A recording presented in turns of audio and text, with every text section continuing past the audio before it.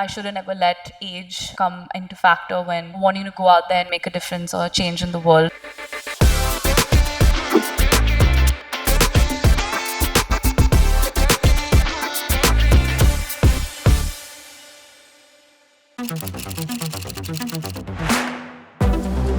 You're a student, you're an entrepreneur, you're a philanthropist.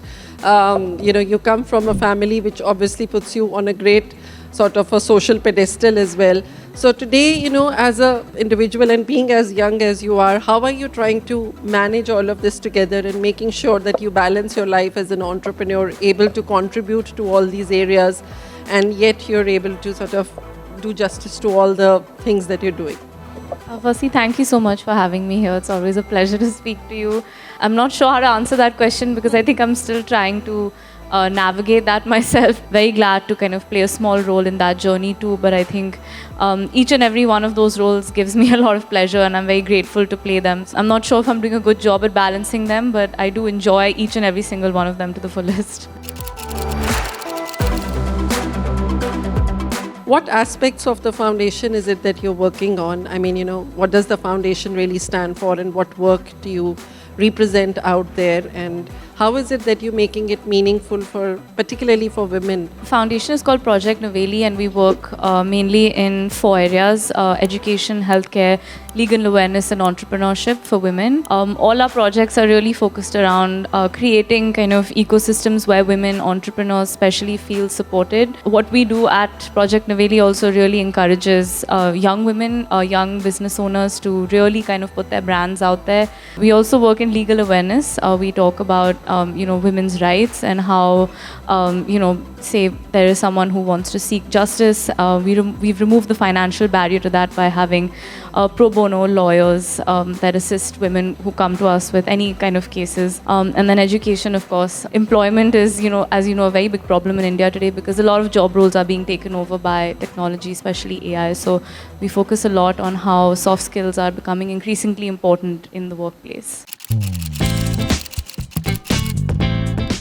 You're such a sort of champion of women empowerment. I see that in your podcast as well, where I see all of you, your grandmother and your mother and yourself sitting there and, talking about finer things of life. So, what brought the podcast on and how is it that you've sort of now, I think you've completed 2 seasons already.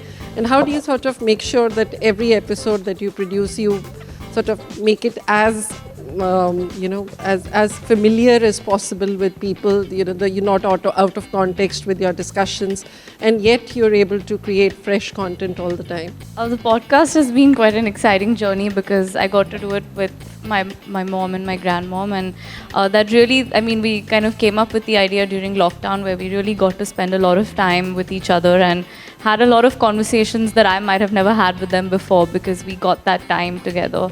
And we decided to do it in the form of a podcast. If you have seen the podcast, we talk a lot about women's health, financial independence. We talk about relationships, and we try to keep the conversation very candid, very organic, and I think very honest. It was also interesting for me to see that even though we are from 3 different generations, we do kind of have similar opinions on a lot of topics, and I think that was the biggest learning for me, that though I like to think I'm very different from my mom or my grandmom, we're actually very similar in our views. I think what I have seen, I've really enjoyed. And, because, we Indian households are not very different from each other. So the conversations pretty much are the same. So I think, and that familiarity is something you enjoy when you watch a podcast like yours. So congratulations on that.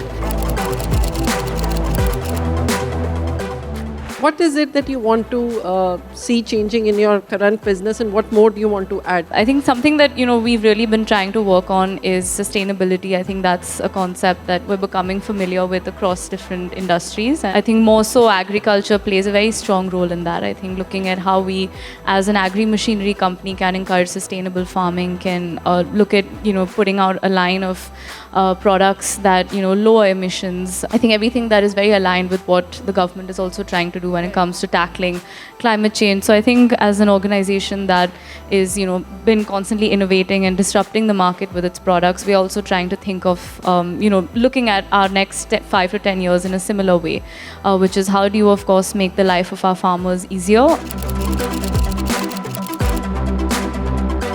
How are you bringing the digital side or making it more important within the organization?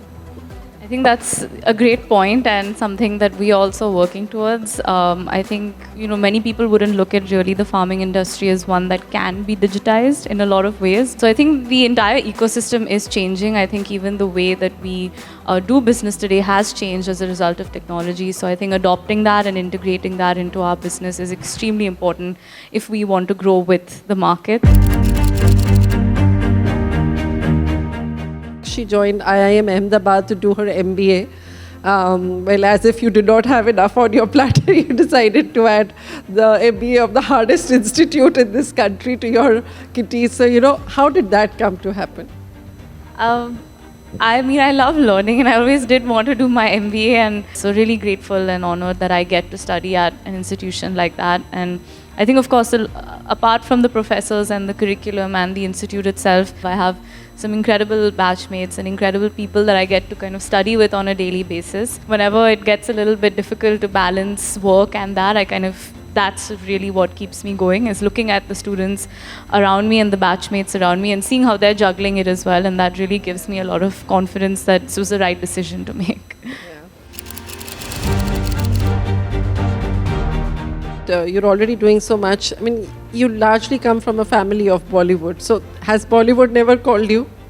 No, actually, and a lot of people ask me that, this is a very kind of unexpected path, but then, I do kind of remind them that though one side, of course, is from the entertainment side, the other side has always been in business. My father's side of the family, I'm the fourth generation of my father's side to be involved in the business. So that side of the family was always, entrepreneurship, industrialist. That was something that I really grew up kind of watching because I grew up in Delhi. We've always loved and grown up seeing Mr. Amitabh Bachchan's movies. So, what is it that you've learned from his journey? It would be hard to kind of put that into a sentence because there's so sure much not. that I regularly learn. I think he's busier than anyone else I know, and at his age, I think that's incredible. I think that is really the most inspiring thing. Like, you could come back from a really hard day of work and have accomplished anything, and then see him still at it and be the last person to come home out of all of us. And I think that is really the most inspiring part of it. And I think it pushes us to do more and to be better. And I think the emphasis on family, and I think the emphasis on tradition and culture, and I think that we all try to do that proud in whatever way we can. I think that's really incredible. And, I get most inspired seeing him do so much hard work and so many things at his age, and, do them all with so much excitement and passion. I think that's really amazing.